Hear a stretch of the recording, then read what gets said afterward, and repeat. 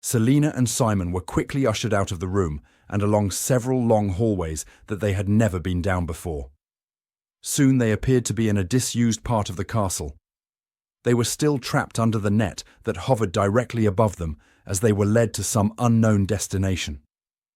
When they passed by some windows, Selina and Simon managed to catch a brief glimpse of their city from up high. What they witnessed in that moment greatly concerned them, and would haunt them for the rest of their lives. Outside, the sky had turned an unusual dark grey, despite it being daytime. It was as if a veil had been placed like a blanket over the entire city.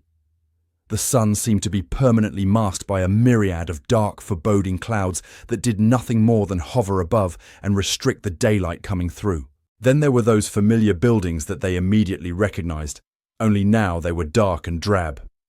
The whole city appeared to be purposely run down and battered, as if something terrible had occurred, like a war that had raged on for several years had left their wonderful home in tatters and a shell of what it once was. "Why does everything look so horrible and different? What has happened to Starpoint?" Selina muttered in disbelief to the guards, but none would respond or even look her in the face. It was not their position to do so, and they had been told not to respond to anything she asked them or said. "Simon," Selina said, "something's gone horribly wrong here. It's like we've woken up in a living nightmare. This isn't the home we left." Simon was too stunned to respond. He too was shocked by what they had just witnessed and couldn't quite believe his eyes.